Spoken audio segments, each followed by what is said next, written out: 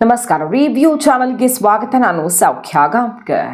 ಮುಖ್ಯಮಂತ್ರಿಗಳ ವಿರುದ್ಧ ಮತ್ತು CS ವಿರುದ್ಧ ಗಂಭೀರವಾದಂಥ ಆರೋಪವೊಂದು ಕೇಳಿ ಬರ್ತಾ ಇದೆ.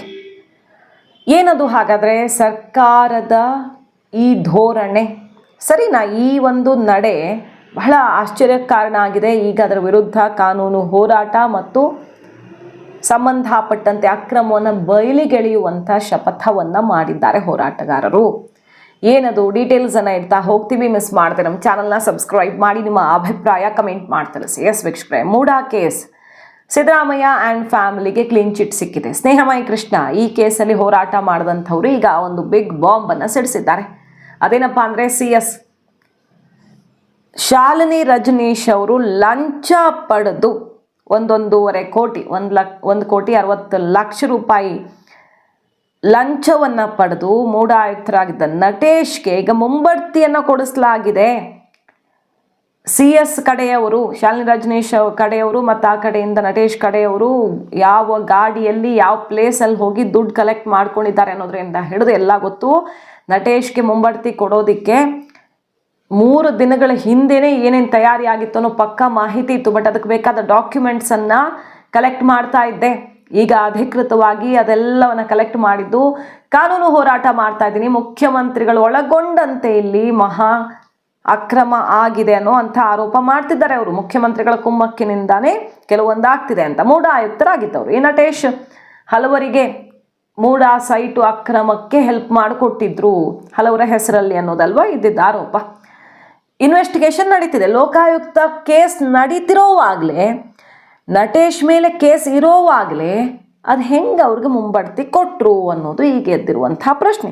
ಫೆಬ್ರವರಿ 9ರಂದು ಮೈಸೂರಲ್ಲಿ ಹಣ ಸಂದಾಯ ಆಗಿದೆ ಅಂತ ಹೇಳ್ತಿದ್ದಾರೆ. ದಾಖಲೆ ಸಮೇತ ಈಗ ದೂರು ಕೊಟ್ಟು ಕಾನೂನು ಹೋರಾಟಕ್ಕೆ ಮುಂದುವರಿಸ್ತಿರೋದವರು ತನಿಖೆಗೆ ಆಗ್ರಹಿಸಿ ದೊಡ್ಡ ಮಟ್ಟದಲ್ಲಿ ಹೋರಾಟ ಮಾಡೋದಾಗಿ, ಸಾಕ್ಷಿಯ ಸಮೇತ ಹೋರಾಟ ಮಾಡೋದಾಗಿ ಓಪನ್ ಚಾಲೆಂಜನ್ನು ಹಾಕಿದ್ದಾರೆ ಸ್ನೇಹಮಯಿ ಕೃಷ್ಣ ಅವರು. ಹಲವಾರು ಸೈಟ್ ಅಕ್ರಮ ಇಂಥದ್ದೆಲ್ಲ ಆರೋಪಗಳಿವೆ, ಅದರ ಸುತ್ತ ನಡೀತಾನೆ ಇದೆ. ED ಒಂದು ಕಡೆ ಇನ್ವೆಸ್ಟಿಗೇಷನ್ ಮುಂದುವರಿಸ್ತಾ ಇದೆ, ಈ ಕಡೆ ಲೋಕಾಯುಕ್ತದಲ್ಲೂ ನಡೀತಾ ಇದೆ. ಲೋಕಾಯುಕ್ತದಲ್ಲಿ 40ಕ್ಕೂ ಹೆಚ್ಚು ಪ್ರಕರಣಗಳ ತನಿಖೆ ಇನ್ನೂ ಬಾಕಿ ಇದೆ. ನಟೇಶ್ ವಿರುದ್ಧ ಲೋಕಾಯುಕ್ತ ತನಿಖೆ ನಡೀತಿರುವಾಗ ಅದು ಹೆಂಗೆ ಪ್ರಮೋಷನ್ ಕೊಡ್ತು ಸರ್ಕಾರ?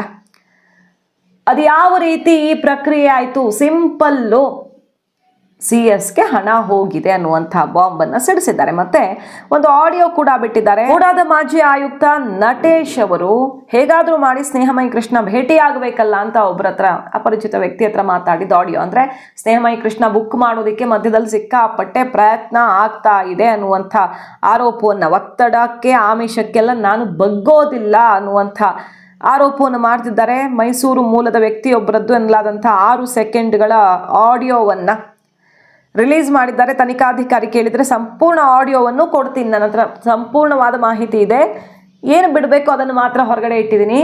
ಇಲ್ಲಿ CM ಕುಮ್ಮಕ್ಕಿನಿಂದ ಮುಖ್ಯ ಕಾರ್ಯದರ್ಶಿಗಳು ಏನು ಮಾಡಿದ್ದಾರೆ ಅನ್ನುವಂಥ ಬಹಳ ದೊಡ್ಡ ಆರೋಪ ಇದು. CS ವಿರುದ್ಧ ಈ ರೀತಿ ಆರೋಪ ಅಂದರೆ ಹೆಂಗೆ ಹಣ ಕಲೆಕ್ಟ್ ಆಗಿದೆ, ಯಾವ ಡೇಟಲ್ಲಾಗಿದೆ, ಎಷ್ಟು ಹೊತ್ತಿಗಾಗಿದೆ, ಯಾವ ಪ್ಲೇಸಲ್ಲಾಗಿದೆ, ಎಲ್ಲವನ್ನು ತನಿಖಾಧಿಕಾರಿಗೆ ಕೊಡ್ತೀನಿ. ಸೊ ಈ ಮೂಡಾ ಅಕ್ರಮ ಏನು ನಡೆದಿದೆ, ಕೋರ್ಟಲ್ಲಿ ಸ್ನೇಹಮಯಿ ಕೃಷ್ಣ ಅವ್ರಿಗೆ ಇನ್ನೂ ಗೆಲುವು ಸಿಕ್ಕಿಲ್ಲ. ED ಈಗಲೂ ಕೂಡ ಇದೆ, ಸೀನಲ್ಲಿ ಇದೆ. ED ಕೆಲಸ ಮುಗಿದಿಲ್ಲ ಇನ್ನು. ಮುಟ್ಟುಗೋಲು ಹಾಕ್ಕೊಳ್ಳೋದು, ಮರಿಗೌಡ, ಸಿದ್ದರಾಮಯ್ಯನವರ ಪರಮಾಪ್ತ ಮರಿಗೌಡನಿಗೆ ಸೇರಿದಂಥ ಸೈಟ್ಗಳನ್ನು ಮುಟ್ಗೋಲು ಹಾಕ್ಕೊಂಡಿದ್ದಾರೆ, ಕೋಟಿ ಮೌಲ್ಯದ್ದು. ಅಂದರೆ ಸಿದ್ದರಾಮಯ್ಯನವರ ಪ್ರಭಾವ ಬಳಸಿ ಸೈಟ್ ತಗೊಳ್ಳಾಗಿತ್ತಾ ಅನ್ನೋದೇ ಅಲ್ವಾ ಈಗಿರೋ ಪ್ರಶ್ನೆ. ಅದನ್ನು ವಾಪಸ್ ಕೊಟ್ಟುಬಿಟ್ರು ಸಿದ್ದರಾಮಯ್ಯನವರ ಪತ್ನಿ. ಅವರ ಆಪ್ತರಿಗೆ ಸೇರಿದಂಥ ಸೈಟ್ಗಳನ್ನೆಲ್ಲ ಮುಟ್ಗೋಲು ಹಾಕ್ಕೊಂಡಿದೆ ED. ಸೊ ಇನ್ವೆಸ್ಟಿಗೇಷನ್ EDಯಿಂದಲೂ ನಡೀತಾನೇ ಇದೆ. ಈ ಕ್ಷಣಕ್ಕೂ ಕೂಡ ಈ ಕೇಸು ಕಂಪ್ಲೀಟ್ ಆಗಿಲ್ಲ. ಲೋಕಾಯುಕ್ತ B ರಿಪೋರ್ಟ್ ವಿಚಾರದಲ್ಲಿ ಕೋರ್ಟಲ್ಲಿ ಸ್ನೇಹಮಯಿ ಕೃಷ್ಣಗೆ ಹಿನ್ನಡೆಯಾಗಿದೆ. ಸೊ ಹೋರಾಟ ಕೈ ಬಿಡೋ ಚಾನ್ಸೇ ಇಲ್ಲ, ಎಲ್ಲವನ್ನ ಹೊರಗಡೆ ತರ್ತೀನಿ ಅಂತ ಮತ್ತೆ ಸವಾಲು ಹಾಕಿರೋದು. ಆಡಿಯೋ ಬಿಟ್ಟು ಸಂಪೂರ್ಣ ಆಡಿಯೋವನ್ನು ಕೊಡ್ತೀನಿ ಅಂತ. ಈ TB ನಟೇಶ್ ವಿರುದ್ಧ ಕ್ರಮ ತಗೊಳ್ಳೋದ್ರ ಬಗ್ಗೆ, ಅಂದರೆ ಅವರು ಭ್ರಷ್ಟಾಚಾರ ನಿಯಂತ್ರಣ ಕಾಯ್ದೆ ಅಡಿ ಅಪರಾಧ ಕೃತ್ಯ ಎಸಗಿದ್ದಾರೆ ಅಂತೇಳಿ 1/10/2024 ತನಿಖಾಧಿಕಾರಿ ಸರ್ಕಾರಕ್ಕೆ ಪತ್ರ ಬರೆದಿದ್ದಾರೆ. ಸೊ ಸರ್ಕಾರ ಆ ವಿಚಾರನ ಗಂಭೀರವಾಗಿ ಪರಿಗಣಿಸಿ ಆ ಹಂತದಲ್ಲೇ ಅವ್ರನ್ನ ಅಮಾನತುಗೊಳಿಸುವಂಥದ್ದು, ಇಲಾಖೆ ವಿಚಾರಣೆಗೆ ಒಳಪಡಿಸೋದು ಮಾಡಬೇಕಿತ್ತು. ಆದರೆ ಶಾಲಿನಿ ರಜನೀಶ್ ಅವರು ಮತ್ತು ನನಗೆ ಅನುಮಾನ ಪ್ರಕಾರ ಸಿದ್ದರಾಮಯ್ಯ ಅವರು ಅವರಿಗೆ ರಕ್ಷಣೆ ಮಾಡ್ತಿರೋದ್ರಿಂದ ಅವರಿಗೆ ಆ ಒಂದು ಕೆಲಸ ಮಾಡಿರಲ್ಲ. ಆದರೆ ಈಗ ನನಗೆ 9ನೇ ತಾರೀಕು ಅಂದರೆ ಕಳೆದ ಫೆಬ್ರವರಿ 9ನೇ ತಾರೀಕು ಬಂದ ಮಾಹಿತಿ ಏನಂದರೆ ಶಾಲಿನಿ ರಿಜಿಸ್ಟರ್ ಅವರು 1,60,00,000 ಪಡ್ಕೊಂಡು ಸೊ ನಟೇಶ್ ಅವ್ರು ಬಡ್ತಿ ಕೊಡ್ತಾ ಇದ್ದಾರೆ ಅಂತೇಳಿ. ಸೊ ಅದಕ್ಕೆ ಪೂರಕವಾಗಿ ಕೆಲವು ಸಾಕ್ಷ್ಯಗಳು ನನಗೆ ಲಭ್ಯ ಆಗಿತ್ತು. ಆದರೆ ಅವತ್ತು ನಾನು ಬೆಂಗಳೂರಲ್ಲಿದ್ದರಿಂದ ಸೊ ಇಲ್ಲಿ ಮೈಸೂರಿನಲ್ಲಿ ಅದ್ರ ಬಗ್ಗೆ ಒಂದು ಸರಿಯಾದ ರೀತಿ ಕಾರ್ಯಾಚರಣೆ ಮಾಡೋಕ್ಕಾಗಲಿಲ್ಲ. ಕೆಲವು ಸಂಬಂಧಪಟ್ಟ ಪೊಲೀಸ್ ಅಧಿಕಾರಿಗೆ ಮತ್ತು ಆದಾಯ ತೆರಿಗೆ ಇಲಾಖೆ ಅಧಿಕಾರಿಗಳಿಗೆ ಗಮನಕ್ಕೆ ತರಕ್ಕೆ ಪ್ರಯತ್ನ ಪಟ್ಟೆ. ಆದರೆ ಅದಕ್ಕೆ ಪೂರಕವಾದ ಸ್ಪಷ್ಟವಾದ ಸಾಕ್ಷ್ಯ ಲಭ್ಯ ಆಗದಿರೋದ್ರಿಂದ ಆ ಕೂಡಲೇ ಕ್ರಮ ತಗೊಳ್ಳೋಕ್ಕಾಗಲಿಲ್ಲ. ಅದಾದ 3 ದಿನಗಳಲ್ಲಿ ನನಗೆ ಬಂದ ಅನುಮಾನದ ಪ್ರಕಾರನೇ ನಟೇಶ್ ಅವರಿಗೆ ಬಡ್ತಿ ನೀಡುವಂಥ ಒಂದು ಆದೇಶ ಬಂದಿರೋದು. ಗಂಭೀರ ಆರೋಪವಂತ ಒತ್ತಿದಂಥ ಒಂದು ಅಧಿಕಾರಿ ಬಗ್ಗೆ ಸೊ ಬಡ್ತಿನ ಯಾವ ರೀತಿ ಕೊಡ್ತಾರೆ ಅವರು. ಸೊ ಇದೆಲ್ಲ ಗಮನಿಸಿದಾಗ ಸ್ಪಷ್ಟವಾಗಿ ಏನು ನನಗೆ ಅನುಮಾನ ಬಂದಿದೆ, ಅಂದರೆ ಮಾಹಿತಿ ಬಂದಿದೆ. ಅದ್ರ ಪ್ರಕಾರ ಸೊ ಲಂಚವನ್ನು ಪಡೆದು ಶಾಲಿನಿ ರಿಜಿಸ್ಟರ್ ಅವರಿಗೆ ಬಡ್ತಿಯನ್ನು ಕೊಟ್ಟಿರುವಂಥ ಕೆಲಸ. ನಿಯಮ ಈ ಕೃಷ್ಣನ ಏನಾದ್ರು ಲಿಂಕ್ ಹಿಡಿದು ಒಂದು ಕನೆಕ್ಷನ್ ತಗೋಬೇಕಲ್ಲ, ನೇರವಾಗಿ 1 to 1. ಕಾದ್ ನೋಡೋಣ ಇದು ಎಲ್ಲಿಗೆ ಹೋಗಿ ತಲುಪತ್ತೆ ಅಂತ. ಅದರ ನಡುವೆ ನೋಡಿ ಸಿ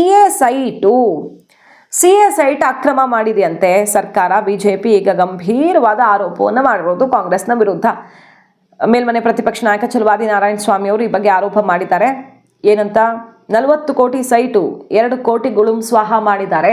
40 ಕೋಟಿ ಬೆಲೆ ಬಾಳುವ ಸೈಟನ್ನು 2 ಕೋಟಿ ಕಬಳಿಸಿದ್ದಾರೆ. ಪಂಚಾಯಿತಿ ಮಟ್ಟದಲ್ಲಿ ಸರ್ಕಾರದಿಂದ ಸೈಟ್ಗಳ ಕಬಳಿಕೆ ಆಗಿದೆ. ತಕ್ಷಣ ಸಿ ಎ ಸೈಟ್ಗಳನ್ನು ವಾಪಸ್ ಪಡೆಯದೇ ಇದ್ರೆ ಮಾತ್ರ ದೊಡ್ಡ ಮಟ್ಟದಲ್ಲಿ ಹೋರಾಟ ಆಗತ್ತೆ. ಕಾಂಗ್ರೆಸ್ ಏನು ಮಾಡಿದೆ ಇಲ್ಲಿ ಸಿ ಎ ಸೈಟನ್ನು ಅನ್ನೋದನ್ನ ರಾಜ್ಯದ ಜನರ ಮುಂದಿಡ್ತೀವಿ. ಪಬ್ಲಿಕ್ ಯೂಸ್ಗೆ ಕೊಡುವಂಥದ್ದನ್ನ ಹೆಂಗ್ ಪಕ್ಷ ಯೂಸ್ ಮಾಡ್ಕೊಂಡಿದೆ.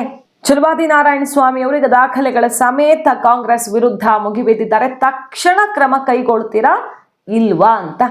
ಸೊ ಮತ್ತೆ ಅಕ್ರಮದ ಉರುಳು ಕೈಗೆ ಸುತ್ತಕೊಳ್ತಿದೆ. ಕಾದು ನೋಡೋಣ. ಮಾಹಿತಿ ಇಷ್ಟ ಆಗಿದ್ರೆ ಮಿಸ್ ಮಾಡಿದ್ರೆ ನಮ್ಮ ಚಾನಲ್ನ ಸಬ್ಸ್ಕ್ರೈಬ್ ಮಾಡಿ. ನಿಮ್ಮ ಅಭಿಪ್ರಾಯ ಕಮೆಂಟ್ ಮಾಡಿ ತಿಳಿಸಿ. Thank you.